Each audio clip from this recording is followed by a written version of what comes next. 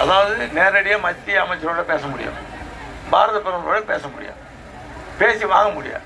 இப்போ வைத்தியலிங்கம் இருந்தார்ல, திரு வைத்தியலிங்கம் அவர்கள் 5 வருஷம் எங்கே போனார்? ஒன்றும் செய்ய முடியாது.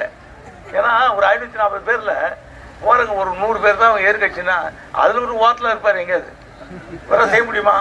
செய்ய முடியாது, கண்டிப்பாக செய்ய முடியாது, யாரையும் பார்க்க முடியாது. ஆனால் இதுதான் நம்ம புதுச்சேரியை பொறுத்த வரைக்கும் நம்ம மாநிலமானது மத்திய அரசோட இணக்கமாக இருக்கணும், மத்திய அரசோட ஒத்துருக்கணும். மத்திய அரசு அனுமதி கொடுத்தா தான் திட்டத்தை நம்ம செயல்படுத்த முடியும், இல்லை செயல்படுத்த முடியாது. இது நிறைய பேர் தெரியாமல் சண்டை போட்டுருப்பாங்க, போன சண்டை போட்டு வீணாக்கிட்டாங்க. நாம் நம்முடைய மாநில வளர்ச்சியை கருத்தில் வச்சுக்கணும். முக்கியமாக நம்முடைய மாநிலம் எப்படி இருக்கணும், நம்முடைய மக்கள் எப்படி இருக்கணும், அவங்க எப்படிப்பட்ட வாழ்க்கை, சிறந்த வாழ்க்கை, நல்ல வாழ்க்கை மகிழ்ச்சியாக இருக்கணும். இதுதான் நம்ம கவனம் இருக்கணும். நம்ம சண்டை போட்டு இந்திய அரசு பேச நமக்கு அர்த்தம் கிடையாது. நம்ம சின்ன இடம், நமக்கு தேவையான மத்திய அரசுடைய அனுமதி அதை பெறுவதற்கு நம்முடைய வேட்பாளர் வெற்றி பெற்று போனால் சுலபமாக இருக்கும். எனக்கு சுலபமாக இருக்கும். இன்னும் சொல்ல போனால் நான் மூலம் போகிறேன் இருக்கேன்.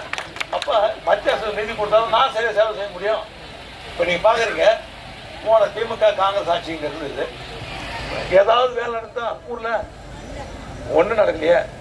ஆனால் இன்றைக்கி நம்ம வந்த பிறகு எவ்வளோ வேலை நடக்குது பார்த்தீங்கன்னா ஊரில் எல்லா ரோடும் போடுறாங்க, எல்லா வாய்க்காலும் கட்டுறாங்களா இல்லையா? இங்கே திமுக உறுப்பினர் தான் சட்டமன்ற உறுப்பினர். ஆனால் நிதி கொடுக்க முட்டுட்டேன். ஏன்னா நம்ம எல்லா தொழிலும் முக்கியம். புதுச்சேரி மாநிலம் முழுவதும் நல்லா இருக்கணும் தான் நம்முடைய எண்ணம். எவ்வளோ பணம் செலவு பண்ணுறாங்க நான் பார்த்தே வரேன். எத்தனை மூணு பூஜை போட்டிருக்கேன் இந்த தொகுதியில் எத்தனை பூமி பூஜை போட்டிருக்கேன், எத்தனை டேங்க் கட்டுறதுக்கு திறந்துருக்கேன், கட்டுறதுக்கு பூமி பூஜை போட்டிருக்கேன்.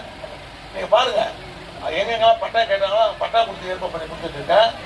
எதாவது விட்டோமா?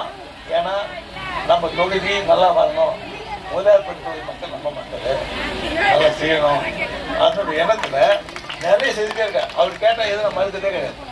ஏன்னா நம்ம இந்த ஒரு எண்ணம் தான் எங்களுக்கு வேறு எண்ணம் கிடையாது, தம்பி வேற ஒரு எண்ணம் கிடையாது. புதுச்சேரி மக்கள் நல்லா இருக்கும், மக்கள் நல்லா இருக்கும், நிறைய நல்லா படிக்கலாம், நிறைய வேலைக்கு போகணும். போயிருக்காங்களா? உன் ஆட்சி யாரும் போல. ஆனால் இப்போ வந்த பிறகு 2000 இளைஞர்களுக்கு மேலே வேலை கொடுத்துருக்கோம், பாஜக போட்டிருக்கோம், நத்து போட்டிருக்கோம், வீசி எடுத்துருக்கோம், காவல்துறையில் காவலர் எடுத்துருக்கோம், ஹோம்கார்டு எடுக்கிறோம், காங்கிரஸ் எடுத்துட்டு இருக்கோம். அப்போ எல்லா பிள்ளைகளுக்கும் இதில் பொதுப்பணித்துறையில் ஜெயிப்போம் எடுக்கிறோம்.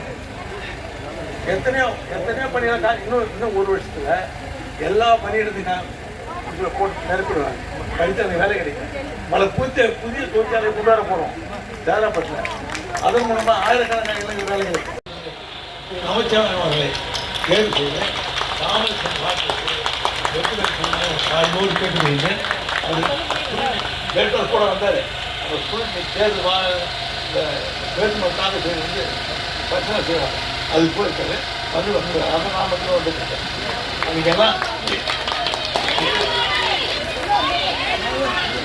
வருவார் அது ஒன்றும் சந்தேகமே கிடையாது. அது ஏற்கனவே வந்துருக்காரு, அது ஒன்றும் சந்தேகம் இல்லை.